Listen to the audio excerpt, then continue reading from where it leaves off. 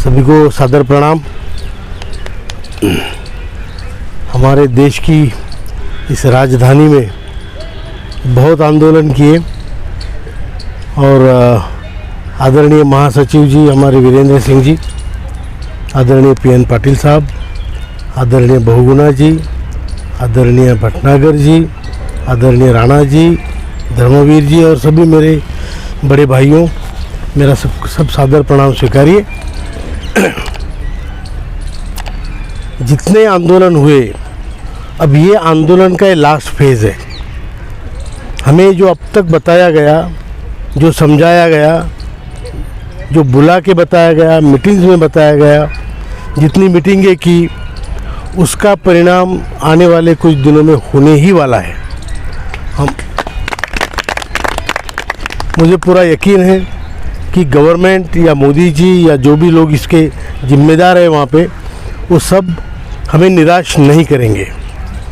और मुझे यकीन है कि कल का दिन नहीं, लेकिन आचार संहिता से पहले हमारा कुछ न कुछ निश्चित अच्छा होगा, इसमें कोई दो राय नहीं।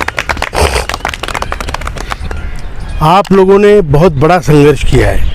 8 सालों से हम सब लोगों ने मिलकर संघर्ष किया है और ये संघर्ष की दिशा हरदम सामूहिक निर्णय के तहत तय की गई है। और इसलिए ये कोई अभी आजकल मैंने 1-2 YouTube वगैरह देखे कि उसमें बोला है कि दिशा गलत है, ट्रैक गलत है। ऐसा कुछ नहीं है। जो लोग ज्ञान बांट रहे हैं उनको कम से कम सिस्टम का मालूम होना चाहिए कि सरकार के अंदर प्राइम मिनिस्टर होता है, जो मुखिया होता है, उसका एक मिनिस्ट्री होती है। मिनिस्ट्री के अंदर कई डिपार्टमेंट्स होते हैं, एक दूसरे में ये उलझे हुए हैं और इनको कहाँ किसको अप्रोच करना है ये बखूबी जानते हैं। सब मैच्योर्ड लोग हैं।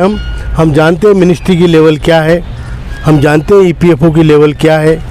कोई बोल रहा था, मुझे तो हंसी आई कि EPFO के पास पैसा है तो जाके उसकी कॉलर पकड़ो, उसको बोलो इस्तीफा दे दो। ऐसा नहीं होता है भाई, वो इंडिविजुअल साहूकार थोड़ी है। वो एक IAS अधिकारी है, एक डिपार्टमेंट संभालता है। मिनिस्ट्री में ऐसे कई डिपार्टमेंट है, रोज़गार के है, एम्प्लॉयमेंट के है, रिटायर्ड लोगों के है, वेलफेयर के। तो उसमें से एक डिपार्टमेंट EPFO का है। तो एक डिपार्टमेंट, ऐसे कई डिपार्टमेंटों से मिनिस्ट्री बनती है और ऐसे कई मिनिस्ट्री से सरकार बनती है।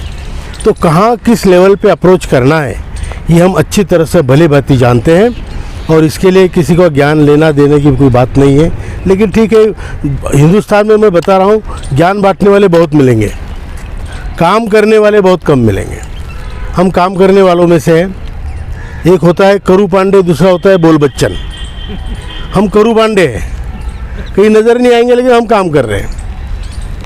तो ये हमारा जो संघर्ष है, इसकी परिणति बहुत अच्छी होगी, जल्दी होगी। आचार संहिता चाहे 10 को लगे, 12 लगे, 13 लगे, 16 लगे, लेकिन 13 तारीख तक आचार संहिता नहीं लगेगी, ऐसा एक अनुमान है। उसके पहले हमारा काम हो जाएगा। फिर भी एहतियात के तौर पे मैं आदरणीय महासचिव जी से प्रार्थना करूंगा कि आज कल हमने सरकार को 29 तारीख दी थी, अब तक उसके वाकिफ़ है। कल तक अगर कुछ हमें अच्छा मैसेज नहीं आता है, हम दिल्ली में ही हैं, यहाँ डटे हैं, कैंप लगा के बैठे हैं, हर दरवाजे पे मत्था टेक रहे हैं, हर घर की घंटी बजा रहे हैं। तो हम यही काम कर रहे हैं, छोटा बड़ा सबको हमने मतलब मान लिया कि भैया तुम ही हो, हमारा कल्याण करो। तो ये हम यहाँ पे कर रहे हैं और इसमें हमें कोई दिक्कत नहीं लगती, क्योंकि जिसको इज्जत नहीं उसको दिक्कत नहीं। हमको कोई इज्जत है ही नहीं, तो दिक्कत क्या, किस चीज़ की। तो हम अपना कर रहे हैं, ये मान अपमान की कोई बात नहीं है। हम सामूहिक कार्य कर रहे हैं, सामाजिक कार्य कर रहे हैं, इसलिए हमें इसका कोई खेद नहीं कि हमारा कोई अपमान होता है या हमें कोई बुरा कहता है या अच्छा कहता है। इसके परे हो चुके हैं हम। रही बात, अगर हमारा काम कल तक अगर हमें कोई स्ट्रांग मैसेज नहीं आया, तो मैं महासचिव जी को प्रार्थना करूंगा, जूम मीटिंग लीजिए और आने वाले 13 तारीख से पहले एक भयंकर आंदोलन पूरे देश में खड़ा करें। फिर वो चाहे जो हो, चाहे कलेक्टर ऑफिस में ये हो या सामूहिक कुछ हो या जो भी हो, या जैसे चुनाव पे बहिष्कार हो, बहिष्कार, जो डेमोक्रेसी हमारे काम की ही नहीं रही उसमें हम इसको मत दे या उसको मत दे, सब तो सारे एक जैसे हैं। तो ये समझ के हमें कोई बड़ा निर्णय लेना पड़ेगा कि जिसको सरकार को ये समझ में आए कि हमारी गलती की वजह से, हमारे असंवेदनशीलता की वजह से समाज का इतना बड़ा हिस्सा डेमोक्रेसी को मान नहीं रहा है और वो अलग हो गया है। बात समझ बराबर है? मतलब मत भी हम दो और हम अपनी मांगे भी मांगो, संघर्ष भी करो, तुम्हारे मत्था टेको, रगड़ के तुम्हारे सामने नाक अपनी छोटी करो, उसके बावजूद तुम कुछ नहीं करोगे, तुम बादशाह के बादशाह बने, ऐसे नहीं चलेगा। तो हम जिस मार्ग पे है, मुझे पूरा यकीन है गवर्नमेंट हमारी बात सुनेगी, हमारा काम करेगी। और अगर नहीं करती है तो ये मैं महासचिव जी को हम सब की तरफ से एक जिम्मेदारी देता हूँ कि एक ऐसा आंदोलन जो 13 तारीख से पहले हो, बड़ा हो, और इसमें फिर चुनाव आयोग को भी वो लिखे कि इतना बड़ा समाज आपके चुनाव से बाहर है, वो मतदान नहीं करेगा, नोटा भी नहीं देगा, वो हम जाएंगे नहीं घर से बाहर, लो तुम्हारी डेमोक्रेसी उसकी पुंगी बनाओ, ये बोलेंगे हम। बराबर है कि झूठ है? तो इस टाइप का मैंने एक सुझाव दिया है कि मेरे लेवल का एक सिर्फ सुझाव है, सब मिलके उस पर बात करेंगे तब उसमें डिसीजन होगा। तो इतना ही मैं कहना चाहता हूँ, और मैं कहना चाहता हूँ कि हम लोग बिल्कुल डटे रहेंगे और एक साथ रहेंगे। कई लोग आएंगे ज्ञान बांट के जाएंगे, ऐसा करना चाहिए था, उन्होंने ऐसा गलती किया वैसा। अबे तू अपना जो रोजी रोटी उतना देखो, किस लिए फालतू भानगढ़ में पड़ रहे हो?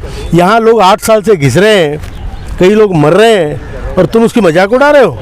ऐसे लोगों पे मुझे हंसी आती है कि कल आए और आज ज्ञान बांटने लग गए। तो व्हाट्सएप यूनिवर्सिटी भी बड़ी गजब की चीज़ है। व्हाट्सएप यूनिवर्सिटी, उसमें कई लोग क्वालिफाइड हो जाते हैं और फिर बता देते हैं कि ऐसा नहीं करना चाहिए था, वैसे करना चाहिए था। तू कर रहा यार, तेरे को किसने रोका है? सामाजिक कार्य के लिए कभी किसने किसी को रोका है? सामने तो आ। हाँ, सामने तो आ। ये कठिन रास्ता है, इसलिए हमारे पल्ले पड़ा है। ये फायदे का सस्ता और अच्छा रास्ता होता तो इसको कई पॉलिटिशियन पहले कर चुके होते। ये कोई नहीं करना चाहता, ये कठिन रास्ता है, इसलिए हम जैसे सामान्य लोगों के पल्ले पड़ा है और हम इसको बखूबी निभाएंगे। ये हमने लिया हुआ संकल्प है, इसको हम पूरा करेंगे। तो जो आपने सवाल पूछा कि क्या होने वाला है, मैं आपको बता दूं, अच्छा होने वाला है, जल्दी से जल्दी होने वाला है। लेकिन मैं always plan B should be ready. Plan ये तो ये है कि अच्छा होगा, हम ताली बजाएंगे, खुश होंगे, नारे लगाएंगे, जो भी है, ये है प्लान ए। प्लान बी अगर ये नहीं होता है तो हमारा प्लान बी रेडी होना चाहिए, क्योंकि हमें हारना है ही नहीं किसी हालत में। हम चाहे मर जाएंगे लेकिन हारेंगे नहीं, ये हमने तय किया है। क्योंकि ज़िंदगी की पूरी ज़िंदगी में हमें एक व्यवस्था ने चीट किया है, फंसाया है। हमें अपने जेब ऐसी हमारी कतरी है कि ना किसी को बता सकते हैं। आप मुझे बताओ, 70 लाख लोगों की जमा पूंजी जो वापस होनी थी, वो भी आंकड़े बताए थे उन्होंने 23 से 27 लाख जो वापस होनी थी, वो 2008 के साल में इन्होंने निर्णय ले लिया कि आरओसी नहीं होगी, रिटर्न ऑफ कैपिटल नहीं होगा। 70 लाख लोगों का मेहनत का पैसा तुम खा गए। मजाक है? ब्याज भी नहीं दोगे और हमारी जो असल है, सूद तो छोड़ो, असल खा गए साले हरामखोर। और वो असल खाने के बाद अभी डकार भी नहीं ले रहे, और क्या खाना है? बूढ़ी हड्डियाँ। तो ये सिस्टम को हम सबक सिखा के रहेंगे और हमें अगर अपना हक चाहिए, हमने उस शिद्दत से हम लड़े हैं, जिस पुरुषार्थ से आप लड़े हैं उसकी तो मैं बहुत बहुत सराहना करता हूँ। आप सबको बहुत धन्यवाद, आप सबका बहुत बहुत अभिनंदन। और इसके लिए आज सरकार को हमारी बात माननी पड़ेगी। अगर नहीं मानती है तो हम अपना प्लान भी रेडी रखेंगे और सभी मिलकर तय करेंगे और फिर उस पर अमल करेंगे।